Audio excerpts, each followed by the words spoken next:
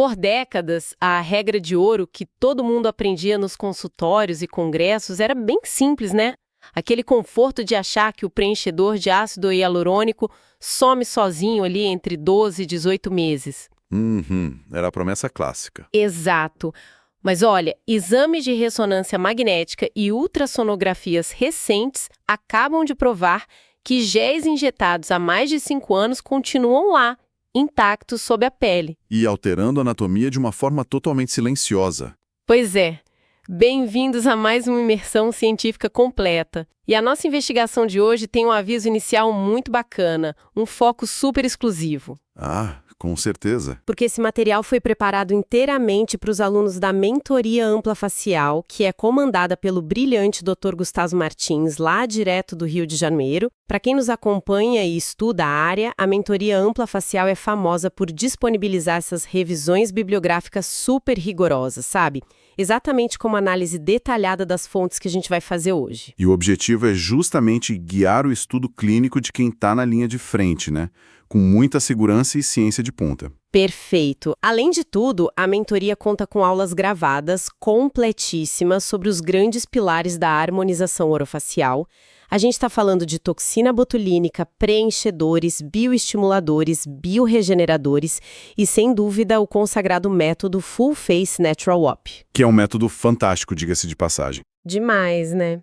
É o grande diferencial para quem busca aliar aquela naturalidade estética com a durabilidade estrutural que o paciente tanto quer. É sempre um privilégio conduzir essas análises exclusivas. O Instituto Medeiros Martins tem um compromisso muito claro com a evidência científica. E a missão da nossa investigação hoje reflete exatamente isso. Então, o que a gente tem na mesa hoje? Olha, a gente vai se debruçar sobre um compilado de evidências riquíssimo, que é baseado em 4 artigos científicos de alto impacto, todos publicados muito recentemente, ali entre os anos de 2023 e 2024. E o foco central dessa galera é a degradação e a longevidade dos preenchedores de ácido hialurônico. É entender o que realmente acontece debaixo da pele. Exatamente. Nosso objetivo prático aqui é decifrar a bioquímica por trás do tempo de vida desses géis. Tipo, descobrir por que as estimativas daquelas bulas comerciais falham tanto na nossa cara e entender como manejar emergências usando a hialuronidase. Sabe, para descompactar toda essa complexidade bioquímica de um jeito mais tátil para quem escuta, ajuda muito a gente pensar na injeção de ácido hialurônico como a construção de um edifício. Uma analogia muito boa.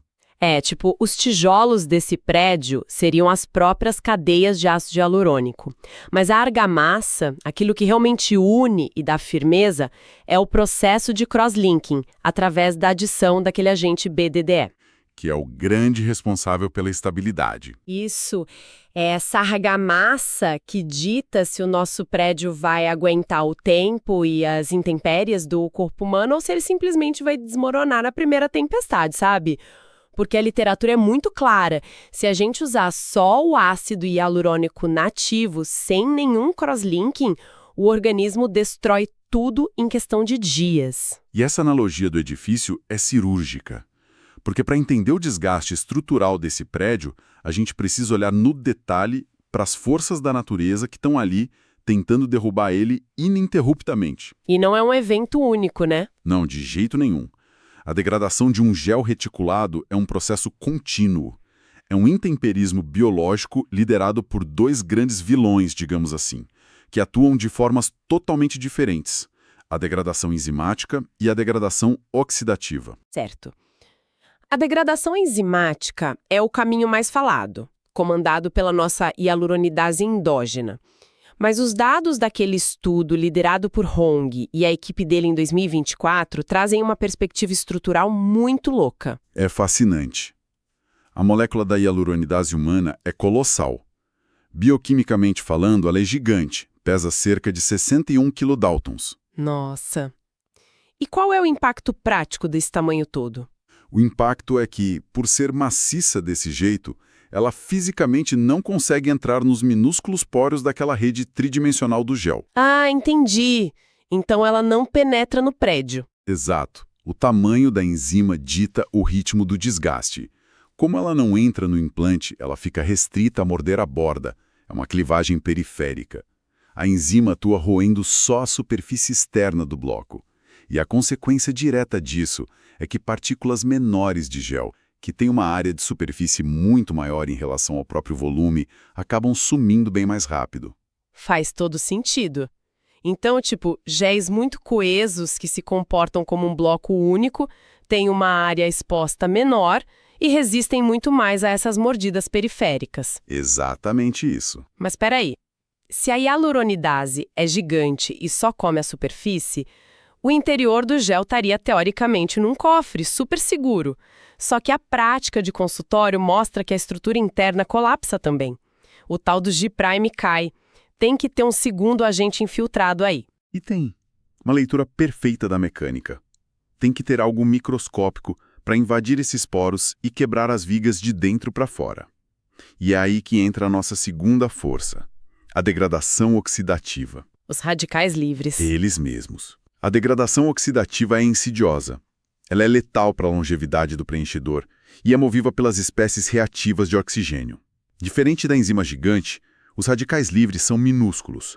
Eles penetram direto pelas malhas da argamassa, invadem o interior e começam a cortar as cadeias do ácido hialurônico por dentro. Eles vão cortando os pilares de sustentação silenciosamente, e a origem desses radicais é bem variada, né? Muito variada. Vem do próprio metabolismo celular basal do paciente, exposição solar intensa, tabagismo e inflamações. Nossa, peraí. Deixa eu ver se eu juntei as peças direito. O simples ato de furar a pele com a agulha ou passar uma cânula já cria uma inflamação mecânica na mesma hora? Sim, um trauma direto. Isso significa que, no momento em que o produto entra ali no tecido, a gente já joga uma enxurrada de radicais livres ao redor do material. Então, o próprio procedimento já aperta o botão de start no relógio da degradação oxidativa. É um paradoxo biológico absurdo, né? A injúria que a gente precisa fazer para colocar o produto é o primeiro gatilho que tenta destruir ele. A destruição começa antes do paciente levantar da maca. Caramba, que ironia! Pois é. E para blindar o produto contra essa tempestade, os fabricantes criam o cross-linking. Só que o estudo traz uma distinção técnica de altíssimo nível que separa quem sobrevive de quem colapsa logo. É a diferença entre o CMOD e o PMOD. CMOD seria o cross-linking completo, certo? Isso. No completo, a molécula do agente ligante, o BDDE, consegue segurar as pontas em duas cadeias de ácido hialurônico diferentes. Vira uma ponte real, um pilar firme. Enquanto o PMOD é aquela argamassa que deu errado, o cross-linking pendente. Exato. O BDDE prende num lado só e a outra ponta fica solta, balançando no tecido, sem conectar nada. Como um andaime solto que não dá firmeza nenhuma. O grande problema, pelo que a gente vê da indústria, é a falta de transparência nas bulas, sabe? A maioria das marcas mistura as ligações firmes e as soltas num pacotão só, aquela sigla MOD, o grau de modificação. E isso mascara totalmente a eficiência do gel. A bula pode mostrar um grau de modificação altíssimo, parecendo uma super resistência. Mas se a maioria dessas ligações for do tipo pendente, a durabilidade estrutural despenca na prática. O implante até absorve água, dá aquele volume inicial, mas quando os radicais livres e a força do músculo entram em cena, aquela rede fraca cede rápido. Inverte totalmente a lógica, né? Não dá para confiar só no rótulo. Tem que entender a tecnologia por trás. E já que a resistência dessa argamassa varia tanto, a gente precisa falar sobre a longevidade real. Como a gente falou no início, essa lenda dos 12 a 18 meses foi ensinada como lei por muito tempo. E muitos profissionais ainda acreditam nisso. Sim, o paciente volta depois de 1 ano e meio achando que o rosto está zerado de produto. E é aí que o trabalho fenomenal do Wally Nowini e do Goldman, de 2023, atua como um verdadeiro divisor de águas. Eles desconstruíram essa história toda com tecnologias de imagem avançada. Usaram ultrassom de alta frequência e ressonância magnética. E o que eles acharam? Acharam depósitos de ácido hialurônico perfeitos, visíveis no exame, depois de mais de 5 anos da injeção original. Mais de 5 anos escondidos ali.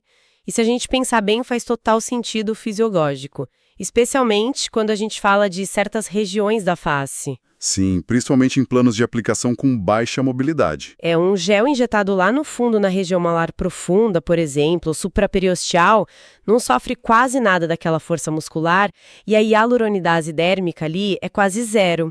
Fica numa zona de extremo conforto. O impacto clínico de descobrir isso é gigantesco, porque se o profissional vai lá e injeta sem um mapeamento ecográfico, confiando só no calendário de 12 meses, ele está trabalhando de olhos vendados. Literalmente às cegas. E se o gel antigo não sumiu, o novo volume vai se acavalando. É tipo colocar um tapete novo em cima de um tapete velho todo ano, sem nunca limpar a poeira de baixo. Eventualmente alguém tropeça nesse tapete. Exatamente. Uma hora o chão fica alto demais, a porta raspa. É a mecânica exata por trás daquele alargamento facial bizarro, o famoso pillow face ou filler fatigue. Essa sobreposição crônica entope o tecido, sobrecarrega os ligamentos e esmaga a drenagem linfática. A saturação tecidual destrói o contorno original do rosto. E é por conta desse acúmulo invisível que a ultrassonografia, antes do procedimento, deixou de ser um luxo acadêmico para virar uma urgência na clínica.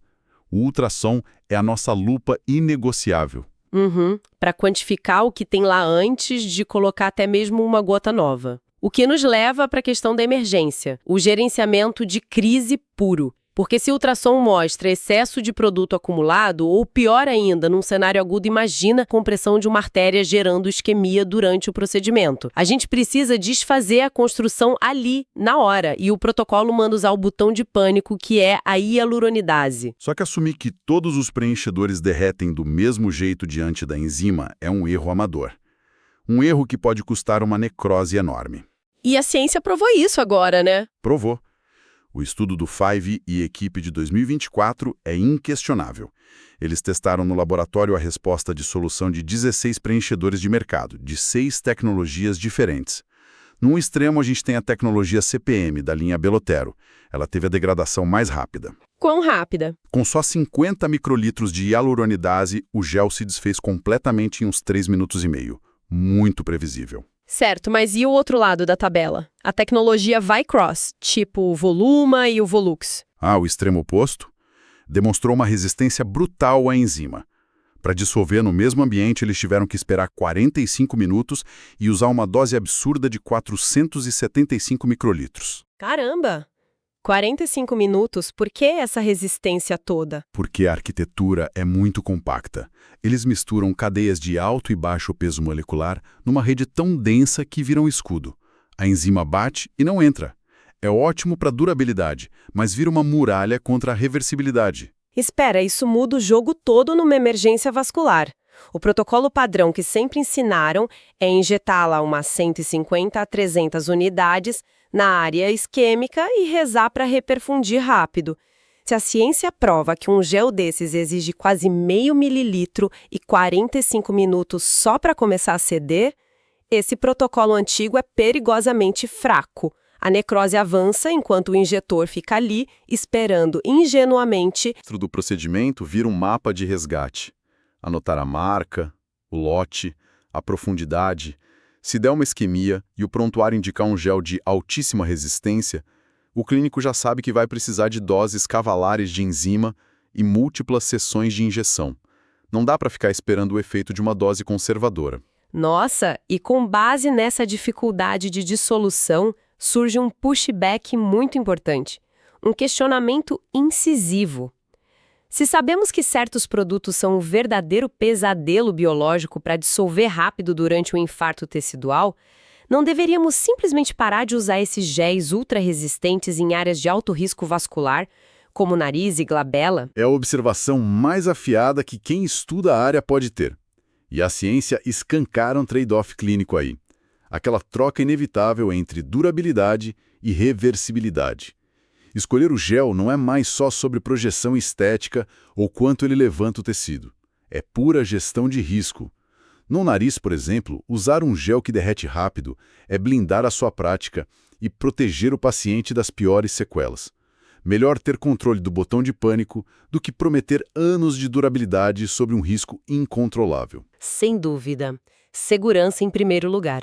Mas olha, mesmo se o profissional acertar na dose, os artigos revelam que o próprio corpo do paciente pode ter construído um cofre blindado ao redor desse produto. Pois é, a cronologia da neocolagenese que o estudo do Hong mapeou é incrível. A partir de 4 semanas, o sistema imune forma uma cápsula fibrosa em volta do gel. E quando chega em 32 semanas, o colágeno tipo 3 amadurece e vira quase 21,5% do volume total daquele implante. Com um quarto do volume não é mais o ácido hialurônico, é uma carapaça de colágeno. O lado bom é que dá aquela sustentação prolongada, aquele efeito regenerativo na pele que os pacientes amam. Mas o lado ruim... O lado ruim bate de frente com a tentativa de dissolução tardia. A hialuronidase bate nessa parede de colágeno maduro e não consegue chegar no miolo do gel. Por isso, os protocolos de correção tardia são muito mais agressivos, às vezes exigindo intervenção mecânica junto para romper a fibrose. O que nos leva ao ápice dos fenômenos imunológicos com gatilhos sistêmicos. As fontes mostram que géis superestáveis, assentados bonitinhos lá no rosto há anos, podem inflamar de uma hora para outra com nódulos e edema pesado após um evento sistêmico grande. Estão falando de infecções agressivas de Covid, uma gripe pesada ou até uma resposta mais forte a uma vacina. A famosa tempestade de citocinas. Exato. Quer dizer que se o rosto de uma pessoa incha inexplicavelmente hoje, o culpado pode não ser a rotina de skincare nova ou alergia alimentar. Pode ser o sistema imune lutando contra um vírus da gripe e, no calor da batalha, ele vai lá e ataca um gel retido nas bochechas desde 2021. É exatamente isso. O estresse oxidativo sistêmico quebra a tolerância que o corpo tinha com o implante. Ele volta a enxergar o preenchedor como um corpo estranho ativo. É aí que a importância diagnóstica brilha. O profissional bom não confunde uma resposta sistêmica com um erro de técnica que aconteceu anos atrás. O pensamento tem que ser investigativo e global. Avaliar o estado imunológico recente do paciente, ver se teve febre ou vacina, ao invés de culpar uma reação local ou partir para procedimentos drásticos. O manejo vira controle inflamatório. Fantástico. Fazendo um grande apanhado sintético de tudo isso, o recado principal das pesquisas é muito categórico. Aplicar ácido hialurônico não é passar uma maquiagem volumizadora, é gerenciar um implante bioativo de longo prazo. O sucesso duradouro depende totalmente da tecnologia do fabricante, do respeito brutal à anatomia vascular e do mapeamento ecográfico constante. O trabalho às cegas não tem mais espaço. Dominar essa interação entre enzima, estresse oxidativo, propriedades de cross-linking e a imunologia do corpo é o mínimo para garantir segurança na variabilidade enorme de produtos de hoje. E é exatamente por essa exigência absurda de se apoiar na ciência de ponta que a gente precisa fazer um convite muito especial para todo aluno e profissional que está nos ouvindo, que quer realmente transformar a prática clínica com um nível de precisão imbatível. Vocês precisam estudar com o Dr. Gustavo Martins na mentoria ampla facial. Eu assino embaixo. É um verdadeiro divisor de águas na carreira. Demais! O Dr. Gustavo Martins é um professor de uma excelência rara. Ele é mestre, é um especialista extremamente gabaritado, mas sabe qual é o maior diferencial dele? Ele ama incondicionalmente o que faz. A paixão na arte de ensinar é a mesma dedicação que ele entrega na maca para os pacientes dele. Ele é um profissional incrivelmente humano, super ético e uma figura realmente ímpar no mercado. Ter a chance de ser guiado por alguém que equilibra esse rigor científico pesado com essa visão humana é o que constrói os melhores injetores do país hoje. Com toda certeza. E para encerrar a nossa investigação de hoje, eu quero deixar uma faísca, um pensamento bem provocativo.